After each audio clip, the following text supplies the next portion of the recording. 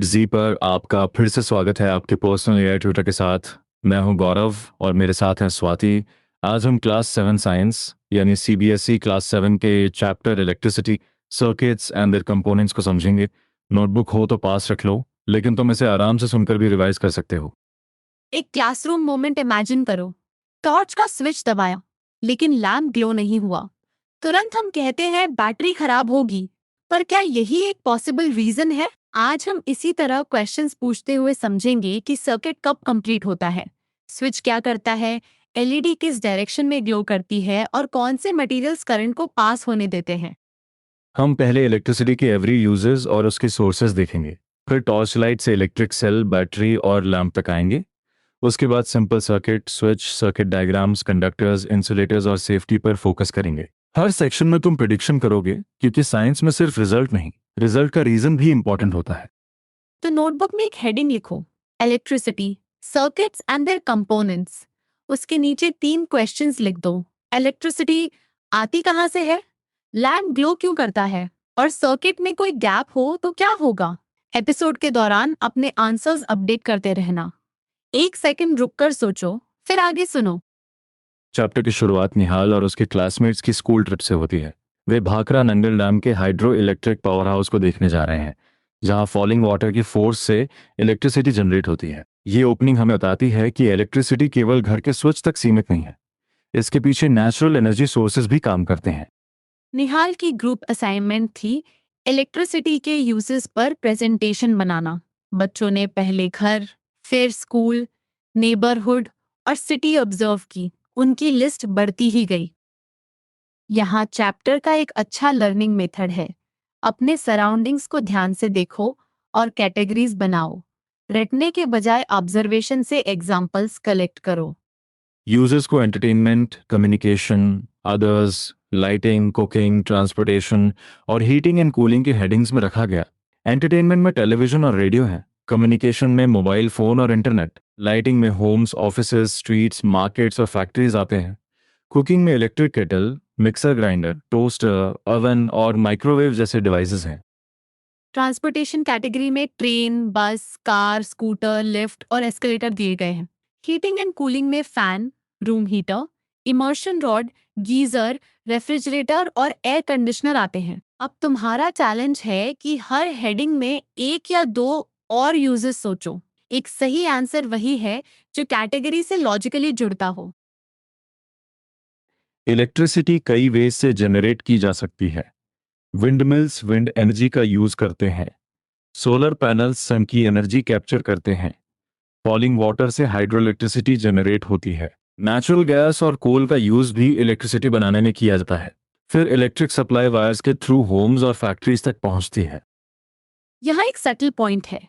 Source अलग हो सकता है, लेकिन जनरेटेड इलेक्ट्रिसिटी को वायर्स के थ्रू डिवाइसेस तक पहुंचाया जाता है।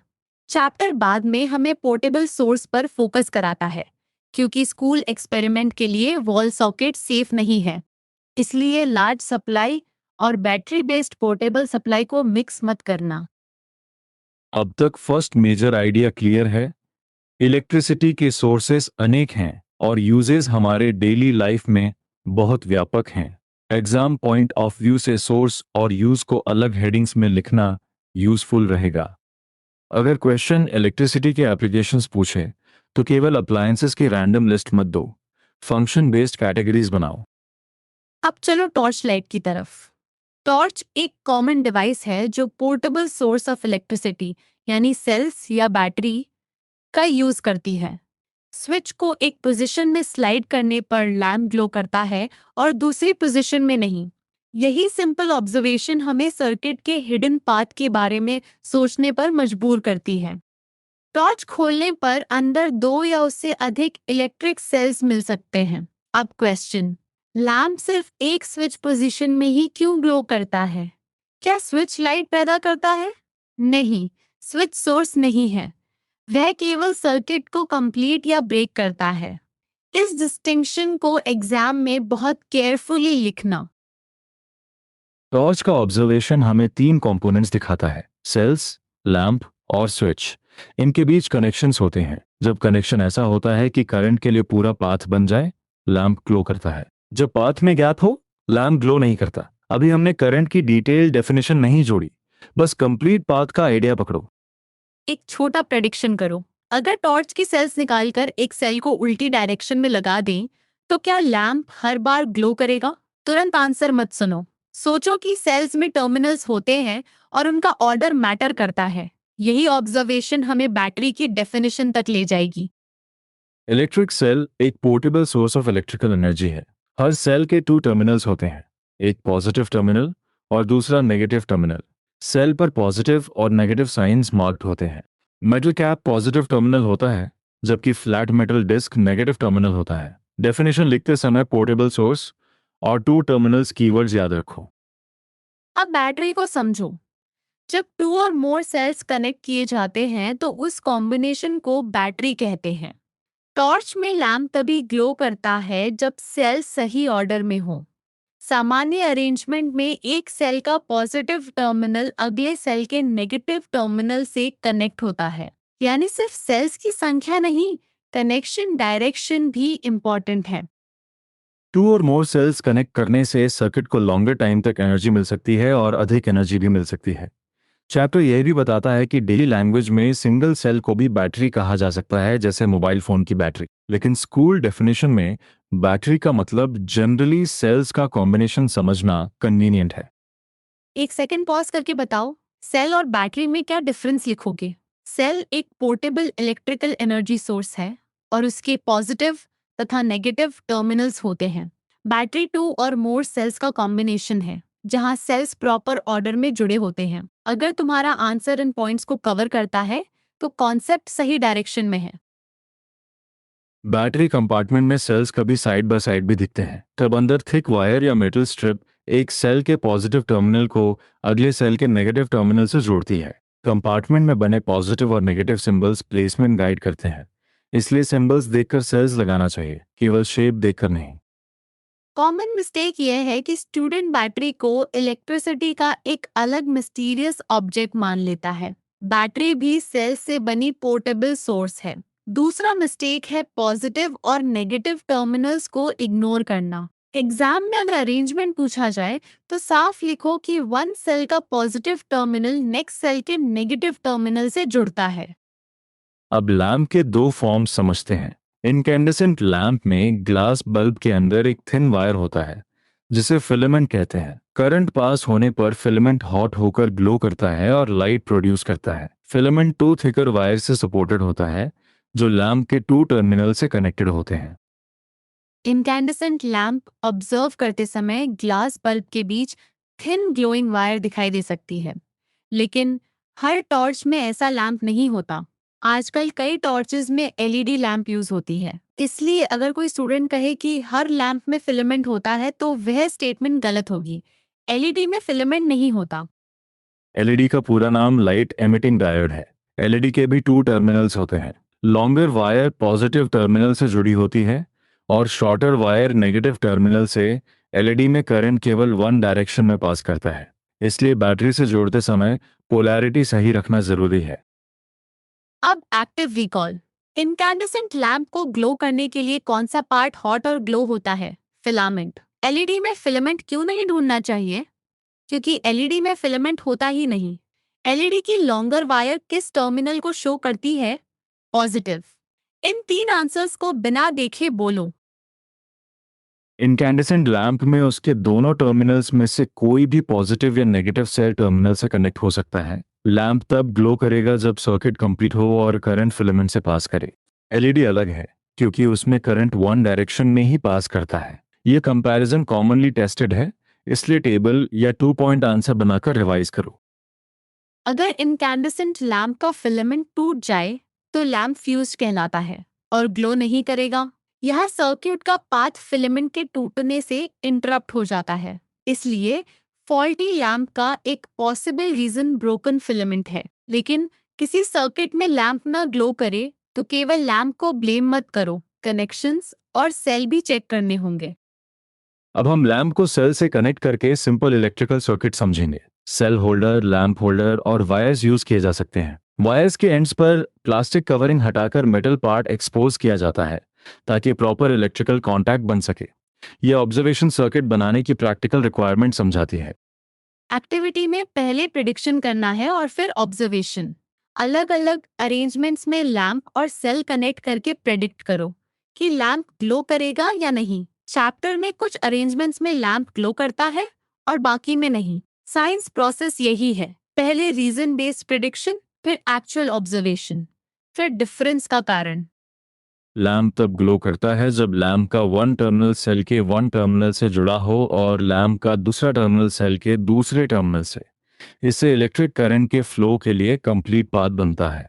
इसी कंप्लीट पाथ वाले सेटअप को इलेक्ट्रिकल सर्किट कहते हैं। लैम्प तभी ग्लो करेगा जब करंट उसके थ्रू पास हो। एक इम्पॉर्टेंट रीजनिंग चेक। अगर वायर केवल सेल के एक टर्मिनल से लैंप तक पहुंचे लेकिन लैंप का दूसरा टर्मिनल सेल से कनेक्ट ना हो तो लैंप ग्लो करेगा नहीं, क्योंकि पाथ कंप्लीट नहीं है। करंट के लिए बिगिनिंग और रिटर्न दोनों कनेक्शंस चाहिए, इसलिए सिर्फ टचिंग को सर्किट मत समझो, कंप्लीट क्लोज्ड पाथ देखो। इलेक्ट्रिकल सर्किट में इलेक्ट्रिक करंट की डायरेक्शन कन्वेंशनली सेल के पॉजिटिव टर्मिनल से नेगेटिव टर्मिनल की ओर टेकन होती है। इनकेंडेसेंट लैम्प के केस में लैम्प के टर्मिनल्स को पॉजिटिव या नेगेटिव से किसी भी ऑर्डर में जोड़ सकते हैं, बशर्ते सर्किट कंप्लीट हो। यह स्टेटमेंट एलईडी के केस में सेम तरीके से अप्लाई नहीं होती। अभी तक हम first major practical idea cover कर चुके हैं। ग्लो का डायरेक्ट क्लू है करंट का लैंप से गुजरना। अगर लैंप वर्किंग है, सेल वर्किंग है और सर्किट कंप्लीट है तो इनकैंडेसेंट लैंप ग्लो कर सकता है। इस लॉजिक को याद रखने के बजाय हर प्रॉब्लम में 3 चेक्स करो: सोर्स, कनेक्शंस और लैंप। अगर तुम एडजी पर कोई एग्जैक्ट डाउट पूछो तो उसे ऐसे फ्रेम कर सकते हो: मेरे सर्किट में सेल और लैम्प वर्किंग है, फिर भी लैम्प ग्लो नहीं कर रहा। पॉसिबल रीजंस क्या हैं? सोक्रेटिक वे में पहले एडजी तुमसे पूछेगा कि पाथ कंप्लीट है या नहीं, वायर्स का मेटल एक्सपोज्ड है या नहीं, और टर्मिनल्स सही जुड़े हैं या नहीं। और यही अप्रोच तुम खुद भी यूज कर सकते हो। फॉल्टी सर्किट को देखकर रैंडम गेस मत करो। पहले एक पॉसिबल रीजन लिखो, फिर एक ऑब्जर्वेशन से उसे टेस्ट करो। सेल डेड हो सकता है, लैंप फ्यूज हो सकता है, वायर का इंसुलेटर हटाया न गया हो सकता है, या कनेक्शन इनकम्प्लीट हो सकता है। अब स्विच का रोल समझते हैं। स्विच एक सिंपल डिवाइस है जो सर्किट को कंप्लीट या ब्रेक करता है। सेफ्टी पिन और ड्राइंग पिन से सिंपल स्विच बनाया जा सकता है। जब सेफ्टी पिन दोनों ड्राइंग पिन्स को टच करती है, गैप क्लोज होता है और करंट फ्लो करता है। यह ओन पोजीशन और क्लोज्ड सर्किट है। जब सेफ्टी पिन दूसरे ड्राइंग पिन को टच नहीं करती तो सर्किट में गैप रहता है, करंट फ्लो नहीं करता और लैंप ग्लो नहीं करता। ये OFF पोजीशन और ओपन सर्किट है। ध्यान दो, OFF का मतलब ये नहीं कि सोर्स गायब हो गया, सोर्स वही है, बस पाथ ब्रोकन है। स्विच सर्किट में कहीं भी प्लेस्ड हो सकता है। उसका काम लोकेशन से नहीं, फंक्शन से तय होता है। वह इलेक्ट्रिकल पाथ को कंप्लीट या ब्रेक करता है। घर के लाइट्स और डिवाइसेस के स्विचेस भी इसी बेसिक प्रिंसिपल पर काम करते हैं, हालांकि उनका डिजाइन अलग हो सकता है। क्विक चेक, कौन सा स्टेटमेंट इनकरेक्ट है? स्विच इलेक्ट्रिक करंट का सोर्स है। स्विच सर्किट कंप्लीट या ब्रेक करता है। स्विच इलेक्ट्रिसिटी को रिक्वायरमेंट के अनुसार यूज करने में हेल्प करता है। OFF पोजीशन में टर्मिनल्स के बीच गैप होता है। इनकरेक्ट स्टेटमेंट पहला है, क्योंकि सोर्स सेल या बैटरी है, स्विच नहीं। एग्जाम आंसर में लिखो: ओएन पोजीशन में सर्किट क्लोज होता है और करंट फ्लो करता है, इसलिए लैंप ग्लो कर सकता है। OFF पोजीशन में सर्किट ओपन होता है और गैप करंट फ्लो रोकता है, इसलिए लैंप ग्लो नहीं करता। ये cause and effect format answer को क्लियर बनाता है। अब रियल कंपोनेंट्स को सिंपलर मैनर में रिप्रेजेंट करने की जरूरत समझो। सर्किट डायग्राम इलेक्ट्रिकल सर्किट का सिंबॉलिक रिप्रेजेंटेशन है। इसमें cell, battery, lamp, LED, switch और वायर के स्टैंडर्ड सिंबल्स यूज होते हैं। सिंबल से डायग्राम जल्दी ड्रॉ होता है और अलग अलग लोग सर्किट को आसानी से समझ सकते हैं। इलेक्ट्रिक सेल के सिंबल में लॉन्ग लाइन पॉजिटिव टर्मिनल को शो करती है और शॉर्ट लाइन नेगेटिव टर्मिनल को, इसलिए डायग्राम में लाइंस की लेंथ इग्नोर मत करना। बैटरी सिंबल में मल्टीपल सेल्स दिखाए जा सकते हैं। एग्जाम में सर्किट डायग्राम बनाते समय कंपोनेंट्स की पोजीशन से अधिक इंपॉर्टेंट है कि कनेक्शंस लॉजिकली कंप्लीट हो। एलईडी के सिंबल में ट्रायंगल करंट की डायरेक्शन की ओर पॉइंट करता है और 2 एरोस शो करते हैं कि एलईडी लाइट एमिट करती है। तुमने देखा कि सिंबल सिर्फ ड्राइंग शॉर्टकट नहीं है, वे कंपोनेंट का फंक्शन और डायरेक्शन भी कम्युनिकेट कर सकते हैं। इसीलिए स्टैंडर्ड सिंबल्स को केयरफुली ऑब्जर्व करना जरूरी है। इंटरनेशनल ऑर्गेनाइजेशंस इलेक्ट्रिकल कंपोनेंट्स के स्टैंडर्ड सिंबल्स बनाती हैं। सेम सिंबल्स वर्ल्ड भर में यूज होने से अलग कंट्रीज और इंडस्ट्रीज के लोग डायग्राम समझ पाते हैं। क्लास 7 लेवल पर तुम्हें मुख्य रूप से cell, battery, lamp, LED, wire और स्विच के सिंबल्स पहचानने और सिंपल सर्किट्स रिप्रेजेंट करने हैं। एक एक्टिव रिकॉल क्वेश्चन, अगर तुम्हें सिंपल टॉर्च का सर्किट डायग्राम बनाना हो तो किन कंपोनेंट्स को रिप्रेजेंट करोगे? बैटरी या सेल, लैंप, स्विच और कनेक्टिंग वायर्स। अब अपनी नोटबुक में सिंबल से कंप्लीट पाथ ड्रॉ करो। डायग्राम बनाने के बाद खुद चेक करो कि स्विच ऑन हो तो पाथ क्लोज दिख रहा है या नहीं। डायग्राम क्वेश्चंस में कॉमन मिस्टेक है वायर को कंपोनेंट समझे बिना अधूरा छोड़ना।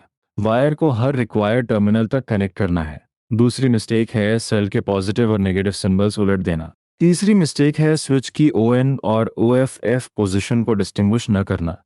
हर डायग्राम के बाद पाथ ट्रेस करके वेरीफाई करो। अब क्वेश्चन आता है कि सर्किट बनाने के लिए मेटल वायर्स ही क्यों यूज करते हैं? क्या किसी भी मटेरियल को वायर की तरह यूज कर सकते हैं?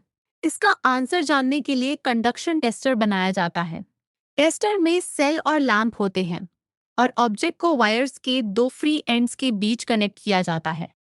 अगर टेस्टेड ऑब्जेक्ट करंट पास करता है तो टेस्टर का लैम्प ग्लो करेगा। अगर करंट पास नहीं होता तो लैम्प ग्लो नहीं करेगा। ऑब्जेक्ट्स में metal spoon, coin, cork, rubber, glass, key, plastic scale, wooden block, aluminium foil, candle, needle, cardboard, paper और पेंसिल लेड जैसे मटेरियल्स ऑब्जर्व किए जा सकते हैं।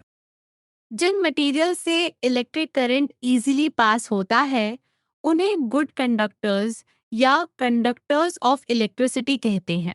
जिन मटेरियल से करंट पास नहीं होता उन्हें इंसुलेटर्स या पुअर कंडक्टर्स कहते हैं। टेस्टर में लैंप का ग्लो ऑब्जर्वेशन है और कंडक्टर या इंसुलेटर कंफ्यूजन है। ऑब्जर्वेशन और कंफ्यूजन को आंसर में अलग रखना अच्छा रहता है। मेटल्स कंडक्टर्स होते हैं, इसलिए वायर्स बनाने में यूज किए जाते हैं। सिल्वर, कॉपर और गोल्ड बेस्ट इलेक्ट्रिकल कंडक्टर्स बताए गए हैं। वायर्स के लिए इनली कॉपर यूज होता है क्योंकि उसका कॉस्ट कंपैरेटिवली लोअर है और सप्लाई अबंडेंट है। यहाँ आंसर में बेस्ट कंडक्टर्स और प्रैक्टिकल वायर मटेरियल का डिस्टिंक्शन लिखना यूजफुल है। प्लास्टिक, रबर और सिरामिक्स इंसुलेटर्स हैं। इसी कारण वायर्स के ऊपर प्लास्टिक या रबर कवरिंग होती है। कंडक्टिंग मेटल अंदर करंट को कैरी करता है और इंसुलेटिंग कवरिंग पीपल को इलेक्ट्रिक शॉक से प्रोटेक्ट करती है। एक हाउस होल्ड वायर को देखकर तुम उसमें दोनों रोल्स पहचान सकते हो, अंदर कंडक्टर, बाहर इंसुलेटर। यहाँ एक इंपॉर्टेंट करेक्शन है। इंसुलेटर का मतलब हर सिचुएशन में कोई करंट कभी पास नहीं कर सकता, ऐसा ब्रॉड क्लेम मत लिखो। क्लास 7 चैप्टर में इसे ऐसे समझो कि इंसुलेटर्स के थ्रू करंट आसानी से पास नहीं होता। एग्जाम डेफिनेशन के लिए चैप्टर की लैंग्वेज यूज करो। कंडक्टर्स में करंट आसानी से फ्लो करता है, इंसुलेटर्स में नहीं। अब तुम्हारी turn. Metal spoon, plastic scale और रबर इरेजर में कौन कंडक्टर होगा और कौन insulator? Metal spoon conductor, plastic scale और रबर इरेजर इंसुलेटर्स। अगर ऑब्जेक्ट में अलग पार्ट्स हों तो सोचो कि कुछ पार्ट्स कंडक्टर और कुछ इंसुलेटर हो सकते हैं। यही घर के कई इलेक्ट्रिकल ऑब्जेक्ट्स में दिखाई देता है। अब चैप्टर का सेफ्टी सेक्शन बहुत सीरियसली लो। इलेक्ट्रिक पोल्स और अप्लायंसेस पर डेंजर साइंस लोगों को वार्न करते हैं कि इलेक्ट्रिसिटी डेंजरस हो सकती है।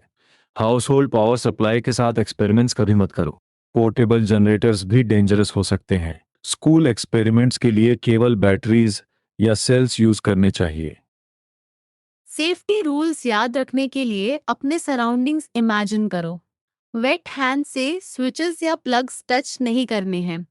वेट एरियाज में इलेक्ट्रिकल डिवाइसेस यूज नहीं करने हैं। डैमेज इंसुलेशन या ब्रोकन प्लग्स वाले इक्विपमेंट हैंडल नहीं करने हैं। हमारा बॉडी इलेक्ट्रिसिटी का कंडक्टर है, इसलिए करंट बॉडी से पास होकर सीवियर इंजरी या डेथ तक कॉज कर सकता है। बैटरी और वॉल सॉकेट की इलेक्ट्रिसिटी में चैप्टर एक बेसिक डिस्टिंक्शन देता है। बैटरीज यूजुअली स्मॉल डिवाइसेस को पावर करती हैं और ये डायरेक्ट करंट यानी डीसी कहलाती है। पावर प्लांट से वॉल सॉकेट तक आने वाली इलेक्ट्रिसिटी ऑल्टरनेटिंग करंट यानी एसी कहलाती है और लार्जर अप्लायंसेस चला सकती है। ध्यान रहे, इस चैप्टर में एसी और डीसी का पूरा एडवांस्ड कंपैरिजन नहीं कराया गया, इसलिए आंसर में केवल इतना लिखना पर्याप्त है कि बैटरीज यूजुअली डीसी सप्लाई देती हैं और वॉल सॉकेट की पावर सप्लाई एसी कहलाती है। एक्स्ट्रा क्लेम्स जोड़कर आंसर को अननेसेसरीली कॉम्प्लिकेटेड मत बनाना। हम फाइनल सेक्शन की ओर बढ़ रहे हैं। अभी तक हमने इलेक्ट्रिसिटी के सोर्सेज और यूजेस, सेल और बैटरी, इनकैंडेसेंट लैम्प और LED, complete circuit, switch, symbols, conductors, insulators और सेफ्टी कवर कर लिए हैं। अब क्वेश्चंस को रीजनिंग के साथ सॉल्व करेंगे ताकि फैक्ट्स अलग अलग याद न रहकर कनेक्टेड सिस्टम बने। क्वेश्चन 1, अगर कनेक्टिंग वायर्स की इंसुलेटर कवरिंग रिमूव नहीं की गई जबकि सेल और लैंप वर्किंग है, तो क्या लैंप ग्लो करेगा? आमतौर पर नहीं, क्योंकि वायर का कंडक्टिंग मेटल एक्सपोज्ड नहीं है और प्रॉपर इलेक्ट्रिकल कांटेक्ट नहीं बनेगा। आंसर में कवरिंग, मेटल कांटेक्ट और कंप्लीट सर्किट तीनों आइडियाज जोड़ो। क्वेश्चन 2, अगर टू लैम्प्स वाले सर्किट में एक लैम्प का फिलामेंट टूट जाए तो दूसरे लैम्प का ग्लो करना सर्किट अरेंजमेंट पर डिपेंड करेगा। डायग्राम देखकर देखना होगा कि ब्रोकन फिलामेंट करंट के कंप्लीट पाथ को इंटरप्ट करता है या नहीं। बिना डायग्राम के एब्सोल्यूट आंसर देना सही नहीं है। यही है evidence based reasoning. Question 3, battery के पॉजिटिव और नेगेटिव सिंबल्स पढ़े न जा सके तो टर्मिनल्स कैसे आइडेंटिफाई करोगे? बैटरी को एक नोन एलईडी के साथ कनेक्ट करके टेस्ट कर सकते हो। एलईडी की लॉन्गर वायर पॉजिटिव टर्मिनल से कनेक्ट होने पर ग्लो करेगी अगर बाकी सर्किट कंप्लीट और सूटेबल हो। प्रैक्टिकल आंसर में सेफ्टी कंडीशन भी मेंशन करो। क्वेश्चन 4, एलईडी दो सेल से ग्लो क्यों नहीं कर सकती अगर वायर्स इंटरचेंज कर दिए जाएं? क्योंकि एलईडी में करंट केवल वन डायरेक्शन में पास करता है। पॉजिटिव बैटरी टर्मिनल को एलईडी की लॉन्गर पॉजिटिव वायर से और नेगेटिव बैटरी टर्मिनल को शॉर्टर नेगेटिव वायर से कनेक्ट करना होता है। रिवर्स कनेक्शन में एलईडी ग्लो नहीं करेगी। एक मिनी क्विज करते हैं। स्टेटमेंट है, स्विच सर्किट में केवल सेल के पास लगाया जा सकता है। सही या गलत? गलत। स्विच सर्किट में कहीं भी प्लेस्ड हो सकता है क्योंकि उसका फंक्शन पाथ को कंप्लीट या ब्रेक करना है। दूसरा statement, OFF position open circuit है। सही। अब तीसरा स्टेटमेंट तुम खुद बनाओ। फॉल्टी सर्किट वाले क्वेश्चन में पॉसिबल रीजंस लिस्ट करना हो तो सिस्टमैटिक अप्रोच अपनाओ। सेल की कंडीशन चेक करो। लैंप का फिलामेंट ब्रोकन तो नहीं। देखो वायर्स का मेटल एक्सपोज्ड है या नहीं। देखो टर्मिनल्स प्रॉपर कनेक्ट हैं या नहीं। देखो स्विच सर्किट को क्लोज कर रहा है या नहीं। चेक करो। अगर क्वेश्चन पूछे कि लैंप किस मटेरियल के बीच कनेक्ट करने पर ग्लो नहीं करेगा, तो इंसुलेटर चुनना है। Plastic, rubber, glass, would, paper, candle या कार्डबोर्ड जैसे एग्जाम्पल्स चैप्टर की एक्टिविटी में दिए गए हैं। मेटल ऑब्जेक्ट कंडक्टर की तरह काम कर सकता है, लेकिन एक्सपेरिमेंट में वायर्स को आपस में टच नहीं होने देना चाहिए। एक अच्छी एग्जाम आंसर स्ट्रक्चर याद रखो। पहले डेफिनेशन या डायरेक्ट आंसर, फिर ऑब्जर्वेशन या कंडीशन, अंत में रीजन। उदाहरण के लिए क्लोज सर्किट में लैम्प ग्लो करता है क्योंकि कंप्लीट पाथ होने से करंट लैम्प से पास करता है। ये छोटा आंसर क्लियर, लॉजिकल और चैप्टर ग्राउंडेड है। अब फाइनल रिकैप शुरू करते हैं। इलेक्ट्रिसिटी वाटर, विंड, सन, नेचुरल गैस और कोल जैसे सोर्सेज से जनरेट की जा सकती है। इसकी uses entertainment, communication, lighting, cooking, transportation और हीटिंग एंड कूलिंग में दिखाई देते हैं। Cells portable electrical energy source हैं और टू और मोर सेल्स का कॉम्बिनेशन बैटरी कहलाता है। इनकैंडेसेंट लैंप में फिलामेंट हॉल होकर ग्लो करता है। एलईडी में फिलामेंट नहीं होता और वह करंट को वन डायरेक्शन में अलाउ करती है। इलेक्ट्रिकल सर्किट करंट के लिए कंप्लीट पाथ देता है। स्विच पाथ को कंप्लीट या ब्रेक करता है। इसलिए क्लोज सर्किट में करंट फ्लो और ओपन सर्किट में गैप होता है। कंडक्टर्स करंट को आसानी से पास होने देते हैं, जबकि इंसुलेटर्स करंट को आसानी से पास नहीं होने देते। मेटल्स वायर्स के लिए यूजफुल है और प्लास्टिक तथा रबर कवरिंग्स प्रोटेक्शन देती हैं। कॉमन मिस्टेक मत करना, स्विच सोर्स नहीं है। OFF पोजीशन में सोर्स खत्म नहीं होता और LED को किसी भी डायरेक्शन में कनेक्ट नहीं कर सकते। अब कॉन्क्रीट चैलेंज लो। नोटबुक में एक सिंपल टॉर्च का सर्किट डायग्राम बनाओ। सेल के पॉजिटिव और नेगेटिव टर्मिनल्स लेबल करो। स्विच की ON और OFF पोजीशंस दिखाओ और नीचे लिखो कि LED को सही डायरेक्शन में कैसे कनेक्ट करेंगे। फिर घर में केवल सेफ ऑब्जर्वेशन के रूप में 5 इलेक्ट्रिकल ऑब्जेक्ट्स को कैटेगरीज में रखो। हाउस होल्ड पावर सप्लाई के साथ एक्सपेरिमेंट बिल्कुल मत करना। आज तुमने इलेक्ट्रिसिटी को सिर्फ अप्लायंसेस की लिस्ट की तरह नहीं, बल्कि सोर्स, कंपोनेंट, कनेक्शन और सेफ्टी के कनेक्टेड आइडिया की तरह समझा। अगर कोई डाउट बचा है तो एडजी से उसे एग्जैक्ट क्वेश्चन की तरह पूछो और आंसर को स्टेप बाय स्टेप टेस्ट करो। गौरव और मेरी तरफ से यही रिमाइंडर, क्यूरियोसिटी रखो लेकिन इलेक्ट्रिसिटी के साथ हमेशा सेफ रहो। अगली रिवीजन में फिर मिलते हैं।